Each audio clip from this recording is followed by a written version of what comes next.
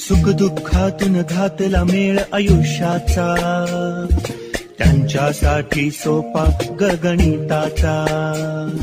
सुख दुःखातून घातला मेळ आयुष्याचा, त्यांच्यासाठी सोपा गणिताचा. इंच सेमिने घेऊन मापन उभे आडवे कापड कापून अचूक जागी त्यांना मांडून सुविधा ज्ञानी अवघे जोडून जोडीत कपडे साधित जाई आकार वस्त्रांचा.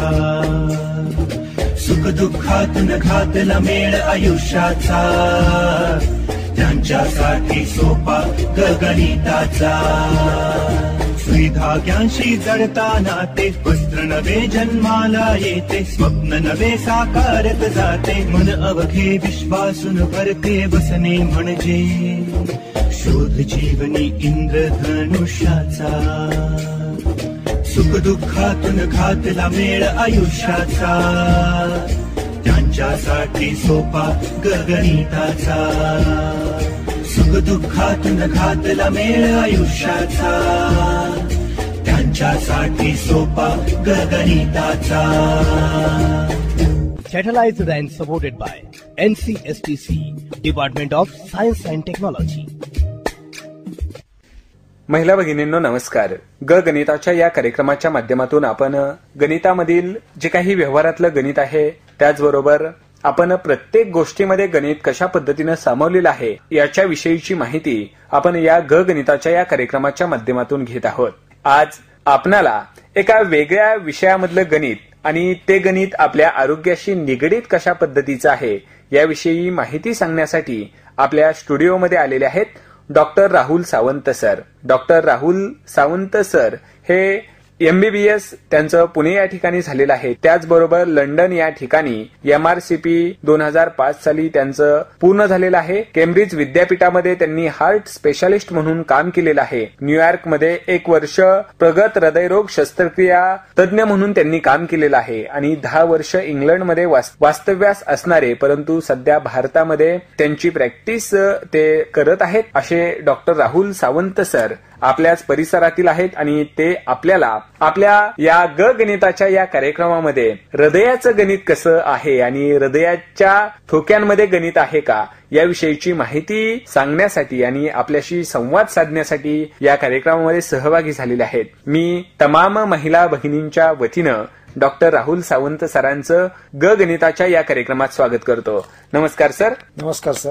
सर, मी आत्ताच महिला भगिनींना ओळख करून देताना सांगितलं की आपण आज हृदयाचं गणित माहिती करून घेणार आहोत. तर या हृदयामध्ये गणित असतं का हे मला पहिल्यांदा सांगा आणि ते कशा प्रकारे असतं आपण वैद्यकीय भाषेमध्ये कसं सांगाल? हा एक अत्यंत चांगला उपक्रम आणि कार्यक्रम तुम्ही करतायत की प्रत्येक गोष्टीमधलं काय गणित आहे हे समजून घेण्याचा आणि समजून देण्याचा प्रयत्न तुम्ही फार चांगल्या रीतीने करता. तेव्हा तुम्ही मला सांगितलं की असं काही असतं का, तर मी विचार करून हृदयामध्ये मॅथमॅटिक्स किंवा गणित काय आहे याच्याबद्दल आपण बरीच माहिती काढलेली आहे आणि ती आपल्या भगिनींना आणि श्रोत्यांना आपण नक्कीच सोप्या भाषेत आणि त्यांना समजेल अशा भाषेत देऊया. या हृदयामधलं जे गणित आहे तर ते आपण कसं सांगाल? म्हणजे हृदयाची रचना सांगताना आता हृदय शरीरामध्ये असतं किंवा विज्ञानामध्ये सायन्सच्या मुलांनी शिकलेलं असतं की हृदय या बाजूला असतं, हृदय अशा स्वरूपाचं असतं. त्या आकृतीच्या माध्यमातून ही मुलं बघत असतात, पण आपण प्रत्यक्षात हृदयरोग तज्ञ म्हणूनच काम करत असताना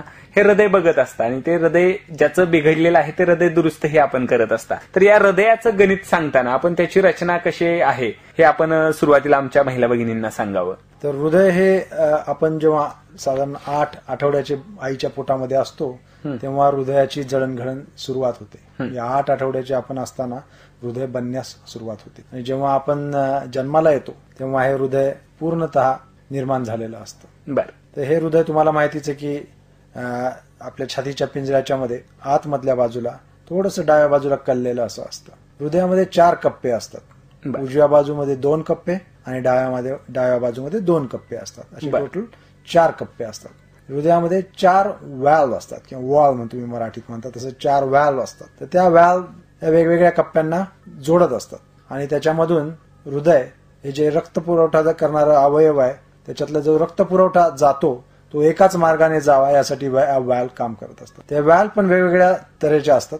काही व्हॅल्वला 2च झडपा असतात, काही व्हॅल्वला 3 झडपा असतात. ते असं त्याचं गणित आहे. त्याच्यानंतर या हृदयामधून जे रक्त बाहेर फेकलं जातं तर उजव्या बाजूचं रक्त हे फुफ्फुसामध्ये जातं आणि त्याला वाहून नेणारी एक मोठी रक्तवाहिनी असते, त्याला आपण पल्मनरी आर्टरी असं म्हणतो. डाव्या बाजूचं जे रक्त आहे, जे शुद्ध रक्त आहे, ते पूर्ण शरीराला नेणारी एक मोठी रक्तवाहिनी आहे, त्याला आपण एओर्टा असं म्हणतो. अशा 2 रक्तवाहिन्या हृदयातून रक्त बाहेर काढून देत असतात. तसंच या हृदयाला रक्त पुरवठा करणाऱ्या 3 रक्तवाहिन्या असतात, ज्या हृदयाच्या स्वतःलाच त्या मसलला रक्त पुरवठा करत असतात. तर हे तुम्हाला फार इंटरेस्टिंग गणित वाटलं असेल की वेगवेगळ्या प्रकारचे नंबर्स आहेत, वेगवेगळ्या नंबर्सने हे सगळं हृदयाचं काम चालू असतं. सर, आता आपण या हृदयाचं जे सांगितले 4 कप्पे, 4 वॉल्व्स, 2 रक्तवाहिन्या बाहेर येतात आणि 3 रक्तवाहिन्या हृदयास रक्त पुरवठा करतात.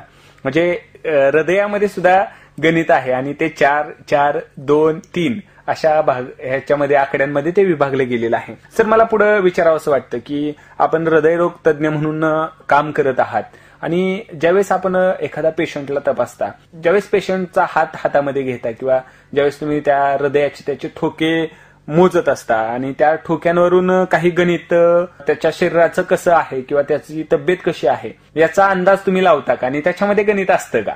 नक्कीच. आता तुम्हाला तर माहितीच असेल की तुम्ही डॉक्टरकडे गेल्यावरती पहिल्यांदा डॉक्टर नाडी तपासतात. म्हणजे त्या नाडीवरनं आपल्याला अंदाज येतो की हृदयाचे ठोके किती पडतात. तुम्हाला माहितीच असेल हृदयाचे ठोके 60 ते 100 म्हणजे 60, 70, 80, 90, 100 हे नॉर्मल ठोके असतात. हे प्रत्येक मिनिटाला हृदय 60 वेळा पंप करतं किंवा 60 ते 100 वेळा पंप करतं. हे नॉर्मल आहे, म्हणजे याच्यात चुकीचं काही नाही.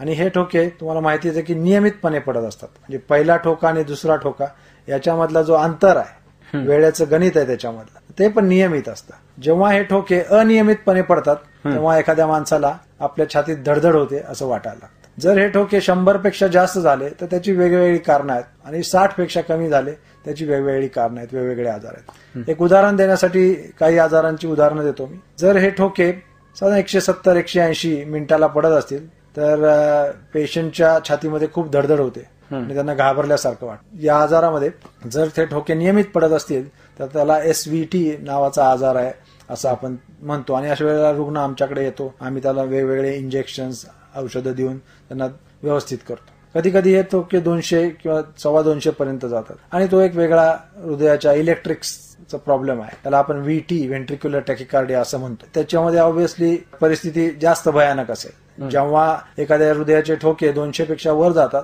तर त्या माणसाला चक्कर येईल किंवा तो बेशुद्ध पडू शकतो आणि ही परिस्थिती जास्त नाजूक असते. अशा वेळेला रुग्णाला तुम्हाला दवाखान्यामध्ये लवकर नेणं अत्यंत आवश्यक आहे. म्हणजे काय की तुम्हाला माहिती पाहिजे की एका मिनिटाला हृदयाचे किती ठोके पडतायत. याच्या पुढे जर तुम्हाला कोणी असं दिसलं की बेशुद्ध पडलाय तर नक्की त्याची नाडी बघा आणि त्याच्या हृदयाचे ठोके किती आहेत हे लक्षात ठेवा. डॉक्टर्स तुम्हाला तिथे दवाखान्यात आल्यानंतर असे प्रश्न विचारतील. सर, आता आपण म्हटलात की हृदयाचे ठोके आपण किती पडतात हे मोजले पाहिजेत. आपल्याला स्वतः ठोके किती पडतात हे मोजता येतात का सर? नक्कीच. तुम्ही फक्त एक घड्याळ घ्या आणि त्याचं सेकंद काटा बघून एका मिनिटामध्ये किती आहे ते मोजा. आपला एक डावा हात किंवा उजवा हात दुसऱ्या हाताच्या नाडीवरती ठेवा. नाडी कुठे बघायची हे आता तुम्हाला भाषेमध्ये सांगतो. आपला जो उजवा अंगठा आहे आणि उजव्या बाजूचा जे हाड आहे त्याच्यावरती आणि मनगटावरती तुम्हाला नाडी बघता येईल. त्या नाडीचे ठोके घड्याळाकडे बघायचं आणि 1, 2, 3, 4 असं मोजत राहायचं. 60 सेकंद पूर्ण झाले तर त्या 60 सेकंदात किती ठोके पडले याला आपण त्या मिनिटात किती ठोके पडतात हे जाणतो. तरच कधी कधी हृदयाचे ठोके 60 पेक्षा कमी पण होऊ शकतात आणि जेव्हा हृदयाचे ठोके 60 पेक्षा बरेच कमी होतात तेव्हा त्या माणसाला आम्ही पेसमेकर लागणार आहे. म्हणजे त्याला बाहेरून एक बॅटरीचा करंट देऊन त्याच्या हृदयामध्ये पेसमेकर बसवण्याची गरज असते. आपल्या हृदयाचे ठोके मोजायचे कसे याविषयी आपण उदाहरणासहितच सांगितलं आणि खूप चांगलं गणित आपण यातलं सांगितलं. सर, आपण बोलताना म्हटला होतात की हृदय पंप करत असतं, रक्त पंप करत असतं. तर हे हृदय किती पंप करत असतं मिनिटाला आणि त्याचं गणित कशा प्रकारचं आहे? तुम्हाला माहितीच आहे की हृदय म्हणजे हा एक पंप आहे जो स्नायूंनी बनलेला आणि तुम्हाला आपल्या विहिरीवरचा पंप असतो तसाच हा पण एक पंप आहे जो पूर्ण शरीराला रक्त पुरवतो. तर त्याचंही एक गणित आहे. प्रत्येक मिनिटाला साधारण 4 ते 5 लिटर हे हृदय रक्त बाहेर फेकत असतं. जर हे 4 ते 5 लिटर रक्त बाहेर फेकतायत आपण शांतपणे बसले असताना तर ते आपल्या शरीराला पुरेसं असतं. पूर्ण शरीरामध्ये ऑक्सिजन नेण्यासाठी 4 ते 5 लिटर रक्त पुरवठा पुरेसा असतो. परंतु एखादा माणूस भरभर चालायला लागला किंवा एखाद्या डोंगरावरती चढायला लागला तर त्याला त्याच्या स्नायूंना जेवढा ऑक्सिजन पुरवठा लागतो तो जास्त लागणार आहे. आणि अशा वेळेला अर्थातच हृदयाला जास्त ठोके असण्याची आवश्यकता आहे. म्हणजे ते 4 ते 5 लिटर जे ब्लड आहे त्याच्याऐवजी त्याच्या हृदयाला 7 ते 8 किंवा 10 लिटर रक्त पंप करायला लागेल बाहेर, म्हणजे त्या माणसाला दम लागणार. परंतु जेव्हा एखाद्या माणसाचं हृदय एवढं रक्त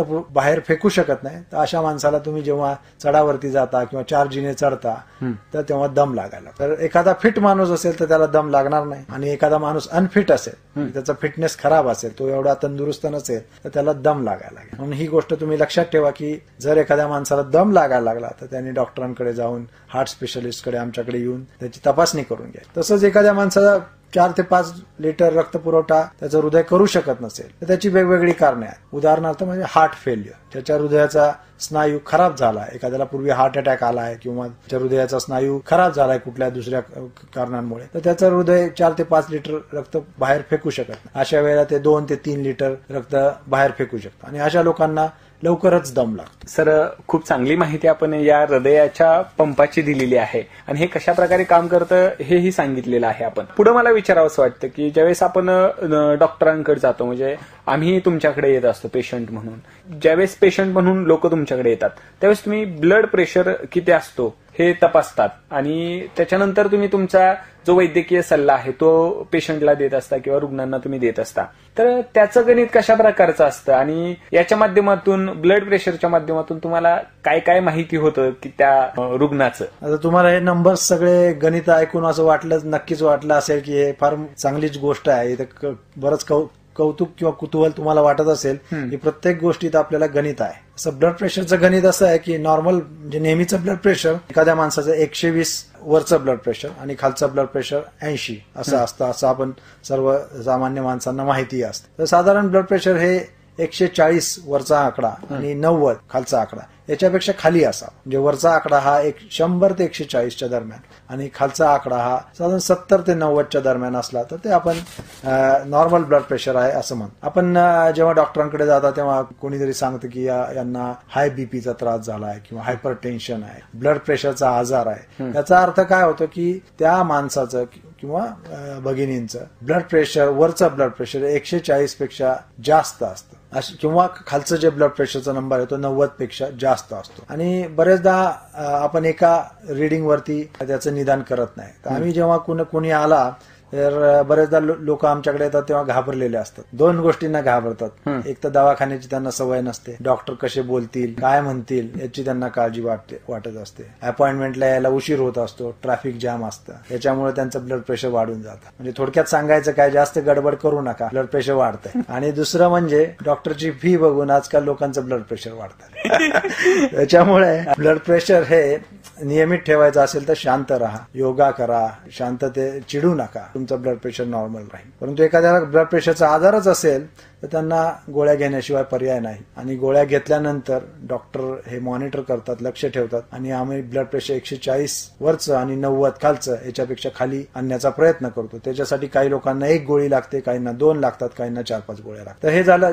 जास्त ब्लड प्रेशर. काही रुग्णांना कमी ब्लड प्रेशर असतं. कमी ब्लड प्रेशर हे त्याच्यापेक्षा जास्त घातक असतं, ज्याच्यामध्ये ब्लड प्रेशर 90 वरचा आकडा जो आहे तो आपण 140/100 म्हणत होतो, 140, 100 ते 140. तर वरचा जो आकडा आहे तो 90 पेक्षा खाली असेल तर रुग्णाला चक्कर यायला लागते. आणि अशा वेळेला आपोआपच रुग्ण डॉक्टरांना जवळच्या गाठतो आणि ऍडमिट होऊन जातो. तर हे जे ब्लड प्रेशर कमी आहे त्याची बरीचशी कारणं आहेत, जसं अंगामध्ये पाण्याचं प्रमाण कमी झालं असेल, खूप उलट्या जुलाब झाल्या असतील, किंवा एखाद्याला हार्ट अटॅक आला असेल, किंवा अजून त्याच्या अंगामध्ये जंतू रोग संसर्ग झाला असेल, ज्याला आपण सेप्टिसिमिया म्हणतो. अशा वेळेला लोकांचं ब्लड प्रेशर कमी होतं आणि तेव्हा ते आपोआपच चक्कर येऊ लागल्यामुळे डॉक्टरांकडे जातात आणि हॉस्पिटलमध्ये भरती होतात. तर अशी ही ब्लड प्रेशरची गणित आहे. सर, तुम्ही आता डॉक्टरांना भिवू नका आणि स्वतः काळजी घ्या असा एक खूप चांगला संदेश या ठिकाणी दिलाय की जेणेकरून तुमचं गणितही बिघडणार नाही, ब्लड प्रेशरही वाढणार नाही आणि पैसाही जाणार नाही. असं एकंदरीत 3 गणित तुम्ही या ठिकाणी सांगितलेली आहेत. सर, पुढे मला विचारावं असं वाटतं की कोलेस्टेरॉलचं एक गणित असतं असं म्हटलं जातं. तर ते गणित काय असतं आणि त्याची काळजी आपण कशा पद्धतीने घ्यायला पाहिजे असं तुम्हाला वाटतं? तर आपण याच्यापूर्वी चर्चा केली आहे. तर हृदयरोग आणि कोलेस्ट्रॉल हे एकमेकाशी अत्यंत निगडीत असलेल्या गोष्टी. हृदयरोगाचा विषय आला की कोलेस्ट्रॉलचा विषय येतोच. आणि कोलेस्ट्रॉल हे तुम्ही रक्तातलं तपासल्याशिवाय तुम्हाला कधीच माहिती पडणार नाही की किती कोलेस्ट्रॉल आहे. याचा अर्थ असा की तुम्हाला कोलेस्ट्रॉल शरीरामध्ये किती आहे ते रक्ताची तपासणी करून बघितलं पाहिजे. टोटल कोलेस्ट्रॉल म्हणजे पूर्ण वेगवेगळ्या प्रकारचे कोलेस्ट्रॉल असतात. काही चांगले कोलेस्ट्रॉल असतात, काही बॅड कोलेस्ट्रॉल म्हणजे खराब कोलेस्ट्रॉल असतात ज्याच्यामुळे आजार होतात. तर हे सगळ्या कोलेस्ट्रॉलचा मिळून नंबर 200 पेक्षा कमी असावा. याला म्हणजे टोटल कोलेस्ट्रॉल. संपूर्ण शरीरामध्ये असलेलं रक्तातलं कोलेस्ट्रॉल एका 100 मिलीलिटर रक्तामधलं आपण गोष्ट करतो, पूर्ण शरीरातलं नाही. 100 मिलीलिटर रक्तामध्ये किती कोलेस्ट्रॉल आहे तर 200 मिलीग्रॅम% एवढं कोलेस्ट्रॉल एका 100 मिलीलिटर रक्तामध्ये असायला पाहिजे. तसंच एलडीएल कोलेस्ट्रॉल म्हणजे व्हाईट कोलेस्ट्रॉल आहे ते 100 पेक्षा कमी असायला पाहिजे. म्हणजे वरचं कोलेस्ट्रॉल म्हणजे टोटल कोलेस्ट्रॉल 200 आणि एलडीएल म्हणजे बॅड कोलेस्ट्रॉल 100 पेक्षा कमी असायला पाहिजे. चांगलं कोलेस्ट्रॉल असतं त्याला एचडीएल म्हणतात आणि या एचडीएलचं प्रमाण हे 40च्या वरती असलं पाहिजे. हे एचडीएल जे असतं चांगल्या प्रकारचं कोलेस्ट्रॉल ते आपल्याला हृदयरोगापासून संरक्षण देतं. तर हे असं कोलेस्ट्रॉलचं गणित आहे. याच्यामध्ये ट्रायग्लिसराईड नावाचा अजून एक प्रकार असतो कोलेस्ट्रॉलमध्ये. ट्रायग्लिसराईडचं प्रमाण हे 150च्या पेक्षा कमी असलं पाहिजे. एखाद्या माणसाचं कोलेस्ट्रॉल वाढलं तर त्याला हृदयरोग होण्याची शक्यता वाढते. म्हणूनच आपण हे कोलेस्ट्रॉल चेक करतो, रक्त चेक करतो आणि त्याच्यामधनं ते कोलेस्ट्रॉल वाढलं असेल तर त्या माणसाचा हृदयरोग होण्याचा धोका काय हे आमच्यासारखे डॉक्टर्स सांगू शकतात की पुढच्या 10 वर्षामध्ये तुम्हाला हृदयरोग होण्याचा धोका किती असेल, तुमचं ब्लड प्रेशर किती आहे, तुमचं कोलेस्ट्रॉल किती, हे सगळं विचारात घेऊन आमच्याकडे एक कॅल्क्युलेटर आहे. ते वापरून आपण सांगू शकतो की पुढच्या 10 वर्षात तुम्हाला हार्ट अटॅक किंवा पॅरालिसिस होण्याचा धोका काय आहे आणि त्याप्रमाणे आपण तुम्हाला गोळ्या देऊ शकतो. कोलेस्ट्रॉल वाढला आहे म्हणजे प्रत्येक माणसाला गोळी दिली पाहिजे असं नाही. त्याच्यासाठी तुम्ही व्यायाम करा, धावा, पळा, पटपट चाला आणि त्याच्याने कोलेस्ट्रॉल कमी होईल आणि मग परत 3-4 महिन्यांनी चेक करा. जर कमी नसेल झालं तर मग डॉक्टर तुम्हाला त्या हिशोबाने सल्ला देईल की तुम्हाला कोलेस्ट्रॉल घेण्याची गोळी हवी आहे की नाही. आणि एक लक्षात ठेवा की कोलेस्ट्रॉल घ्यायची जर गोळी दिली तर ती आयुष्यभरासाठी गोळी असते. म्हणून मी स्वतः जेव्हा लोकांना कोलेस्ट्रॉलची गोळी देतो तेव्हा बराचसा विचार करून देतो की महागडी गोळी आहे, खरंच त्या व्यक्तीला कोलेस्ट्रॉलची गोळीची आवश्यकता का तो फक्त व्यायाम आणि याच्यातून ते कंट्रोल करू शकतो. एखाद्या व्यक्तीला जर हार्ट अटॅक आला असेल किंवा मेंदूचा पॅरालिसिसचा झटका आला असेल तर अशा माणसांना आम्ही हमखास ही गोळी देतो, कारण त्या ठिकाणी त्याची अत्यंत जरुरी असते. त्या माणसाला परत असा आजार होऊ नये याच्यासाठी कोलेस्ट्रॉलची गोळी आपण दिलेली असते. सर, कोलेस्ट्रॉलचं गणित आणि आरोग्य खूप चांगल्या पद्धतीनं या ठिकाणी आपण सांगितलं. पुढे मला विचारावं असं वाटतं की बरेचसे लोक म्हणतात की माझी तब्येत चांगली पाहिजे, चांगली असा तो ग्रह करून ठेवतात की जाड तब्येत म्हणजे खूप चांगली तब्येत किंवा मी जास्त जाड आहे म्हणजे मी स्ट्रॉंग आहे असं वाटतं. आणि हा जो त्याचा स्थूलपणा आहे तर हा स्थूलपणा त्याला धोकादायक ठरू शकतो का?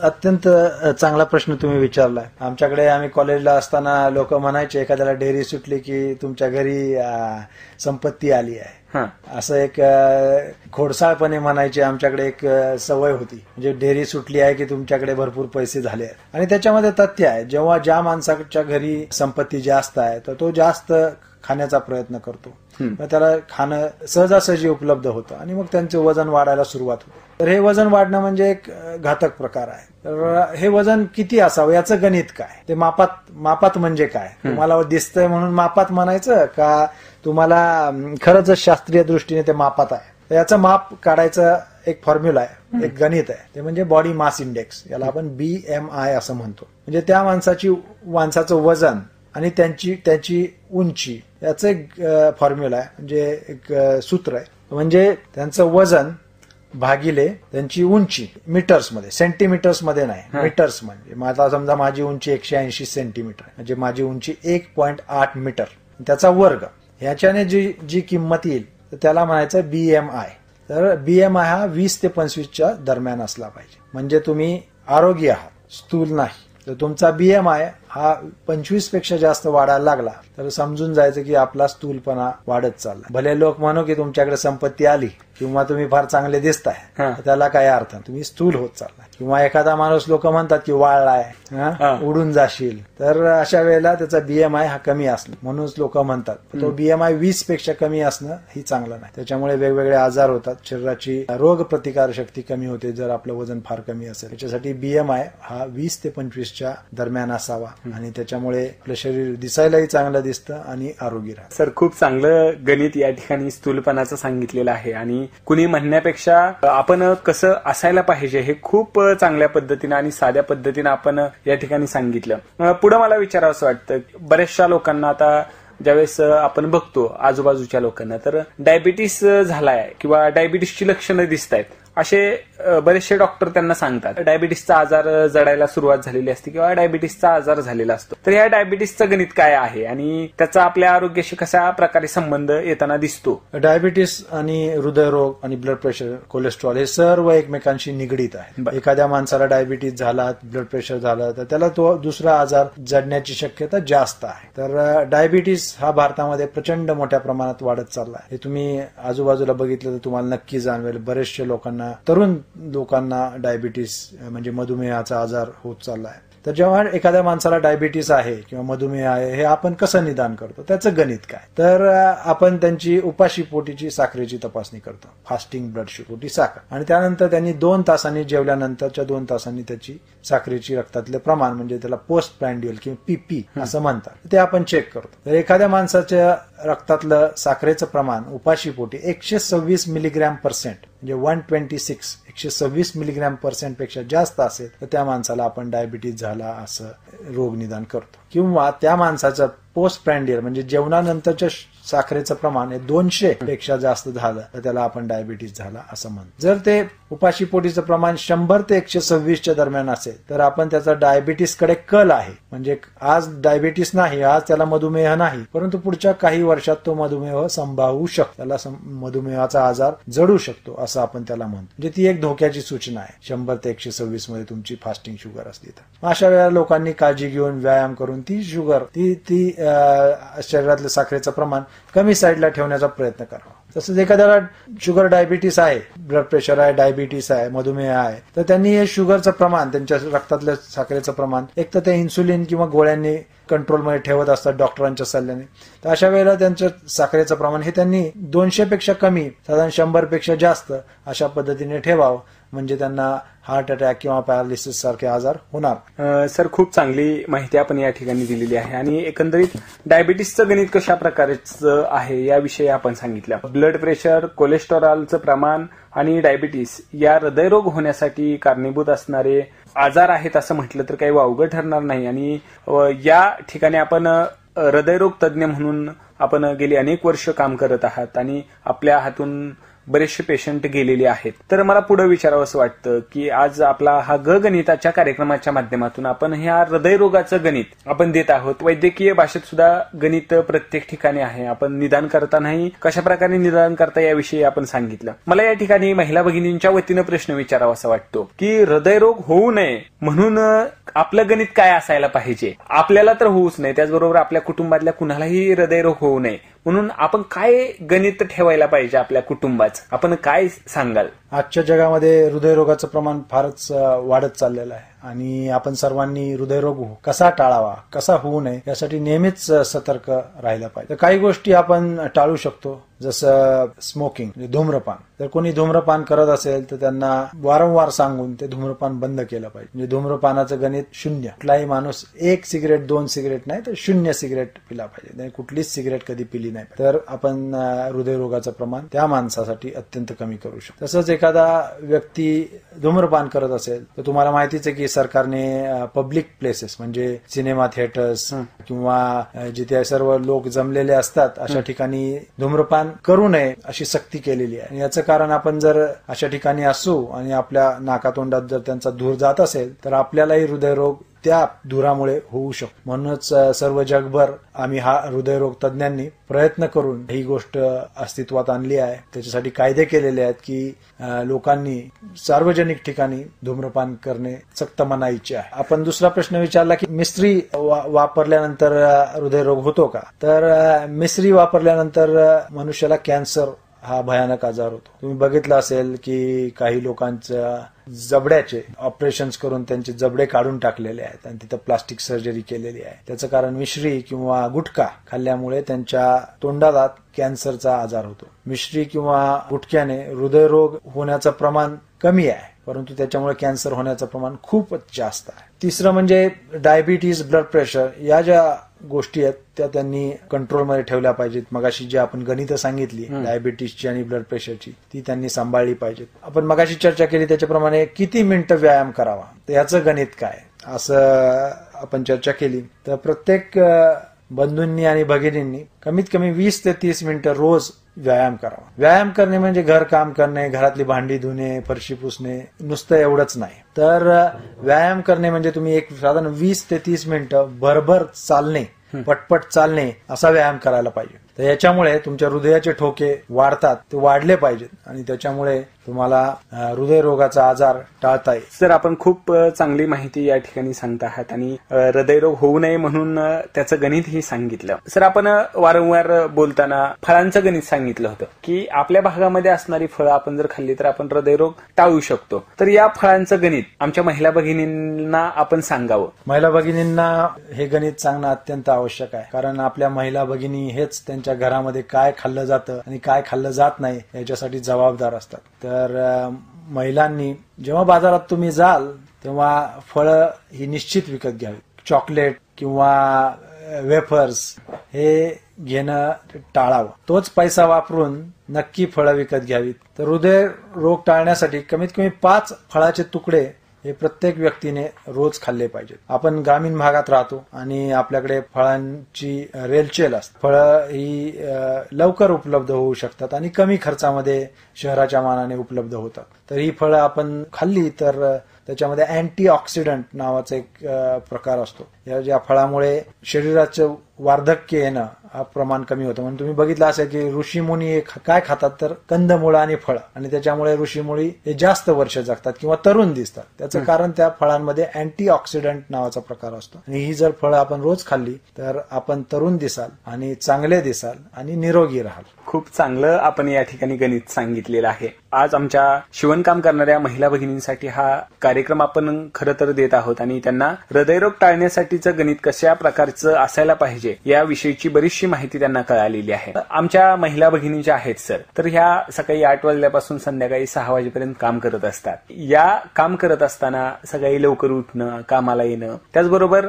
कामावरून घरी जाऊन परत आणखीन काम, घरातले ज्या काही जबाबदाऱ्या आहेत त्या पार पाडणं, अशा प्रकारचं त्यांचं काम सुरू असतं. आपल्याला या ठिकाणी मला असा प्रश्न विचारावासा वाटतो की आहाराचं त्यांचं गणित जे आहे तर ते कशा प्रकारचं असायला पाहिजे. आता आपण या 21व्या शतकात महिला आणि पुरुष या दोघांनाही कामाला जायला लागतं. पूर्वीच्या काळी 50-1 वर्षापूर्वी महिला घरीच असायच्या. आता काही गेल्या 20-30 वर्षामध्ये परिस्थिती झपाट्याने बदलली आहे. दोघांना कमावता असल्याशिवाय घर चालणं अवघड झालेलं आहे. तर त्याच्यामुळे सर्व कुटुंबावरती एक मानसिक तणाव असतो. प्रत्येकाला पैसे मिळवण्यासाठी धडपड करायला लागते. मुलांचं शिक्षण असतं, घरचा खर्च असतो. तर या सर्व धकाधकीच्या जीवनामध्ये आपण आपल्या आरोग्याकडे दुर्लक्ष करत असतो आणि ही एक चुकीची गोष्ट आहे. आपण स्वतःच्या आयुष्यासाठी, आरोग्यासाठी वेळ दिला पाहिजे. जसं आपली एखादी गाडी असेल, एखादं मशीन असेल तर ते चालतं, पण कधीतरी दुरुस्त करावं, त्याला ऑइलिंग करावं, त्याला मलमपट्टी करावी, तर ते मशीन व्यवस्थित राहतं. आपलं शरीर पण एक मशीन सारखंच आहे आणि त्याला पण काही आरामाची किंवा काळजी घेण्याची गरज असते. जर तुम्ही त्याचा गैरवापर कराल, त्याच्यावरती, शरीरावरती स्वतःच्याच अत्याचार कराल तर ते एक दिवस बंद पडेल, म्हणजे त्याला हार्ट अटॅक येईल. तर तसं होऊ नये म्हणून तुम्ही सर्वांनी प्रयत्न केले पाहिजेत. आणि तुम्हाला माहितीच आहे की आपल्या भारत देशामध्ये स्त्रीला प्रचंड महत्व आहे, कारण स्त्रिया या घर सांभाळतात. घरामध्ये काय चालतं हे स्त्रियांवरती बऱ्याच प्रमाणात अवलंबून असतं. घरामध्ये कोणत्या प्रकारचं जेवण बनतं आणि या जेवणामध्ये कोणत्या प्रकारचे पदार्थ त्या बनवतात याच्यावरती त्या पूर्ण घराचं आयुष्य अवलंबून असतं. हे तुम्ही कधी विचार केला नसेल, परंतु एक डॉक्टर म्हणून आम्ही नेहमी विचार करतो की या स्त्रीने जर कमी तेलाचं जेवण बनवलं, जेवणामध्ये कमी मीठ टाकलं, तर त्यांच्या घरातल्या माणसांना ब्लड प्रेशर आणि हार्ट अटॅकचे आजार कमी होण्यास मदत होईल. आपण ते पूर्ण टाळू तर शकत नाही, परंतु डायबिटीस, ब्लड प्रेशर हे जे आजार आहेत ते कमी होतील. तर तुम्ही कमी तेलाच्या भाज्या बनवल्या, कमी मिठाच्या भाज्या बनवल्या, अर्थातच त्याला घरातल्या सर्व माणसांनी साथ दिली पाहिजे. कमी तेलाची आणि कमी मिठाची भाजी केली तर चिडचिड होता कामा नये. नाहीतर आपल्या भगिनींवरती घरातले माणसं चिडणार की भाजीची चव चांगली लागत नाही, परंतु हे तुमच्यासाठीच आहे. जर तुम्हाला डॉक्टरांचा वरचा किंवा हॉस्पिटलमध्ये होणारा खर्च कमी करायचा असेल तर तुम्ही चांगला आहार घेणे, रोज फळं खाणं, वेळेमध्ये जेवण करणं. तुम्ही म्हणाला की भगिनी सकाळी 8 पासून संध्याकाळी 6-8 वाजेपर्यंत काम करत असतात, पण कामाच्या वेळेत पण तुम्ही अर्धा तास काढून जेवण वेळेवरती केलं पाहिजे. जर आपण वेळेवरती जेवण केलं नाही तर शरीरावरती तो एक होणारा अत्याचार आहे. तर असा आपल्या स्वतःच्या शरीरावरती अत्याचार न करून घेता वेळेवरती जेवलं पाहिजे, तर आपल्या शरीर निरोगी राहण्यास आणि आपण डॉक्टरांपासून दूर राहण्यास आपल्याला मदत होईल. नक्कीच सर, खूप चांगला सल्ला आपण या ठिकाणी दिलेला आहे आणि आमच्या महिला भगिनी हा सल्ला नक्कीच पाळतील असं मला या ठिकाणी वाटतं. आज आपण आमच्या गणिताच्या या कार्यक्रमामध्ये आपण हृदयाचं गणित कशा प्रकारे आहे याविषयी खूप चांगली माहिती दिली. आपण या कार्यक्रमामध्ये आलात, सहभागी झालात आणि आमच्या सर्व महिला भगिनींशी गणिताच्या या कार्यक्रमामध्ये आपण संवाद साधला, त्याबद्दल मी वसुंधरा वाहिनीच्या वतीनं, महिला भगिनींच्या वतीनं आपल्याला धन्यवाद देतो. आपल्या पुढील आयुष्यासाठी शुभेच्छा देतो आणि याच ठिकाणी थांबतो. धन्यवाद सर. धन्यवाद. मला या कार्यक्रमासाठी बोलवून हृदयरोगाबद्दल माहिती देण्यास जी संधी दिली त्याच्याबद्दल मी आपला आभारी आहे. आणि आपल्या भगिनींकडून माझी अपेक्षा राहील की त्यांनी मी जे काही संदेश तुम्हाला दिले आहेत ते आचरणात आणावे आणि हृदयरोग टाळण्यास मदत करावी, तरच माझा संदेश तुमच्यापर्यंत पोहोचला आणि आपला एक भारत देश सुखी आणि निरोगी होण्यास मदत केली असं मी नक्की समजतो. नक्कीच सर, आपण जी इच्छा या ठिकाणी व्यक्त केलेली आहे ती इच्छा नक्कीच पूर्ण होईल असं आश्वासन मी आपल्याला देतो आणि याच ठिकाणी थांबतो. धन्यवाद सर. धन्यवाद. सुख दुःखातून घातला मेळ आयुष्याचा, त्यांच्यासाठी सोपा गणिताचा. सुख दुःखातून घातला मेळ आयुष्याचा, त्यांच्यासाठी सोपा गणिताचा. इंच सेमिने घेऊन मापन उभे आडवे कापड कापून अचूक जागी त्यांना मांडून. सुविधा ज्ञानी अवघे जोडून जोडीत कपडे साधित जाई आकार वस्त्रांचा. सुख दुःखातून घातला मेळ आयुष्याचा, त्यांच्यासाठी सोपा गणिताचा.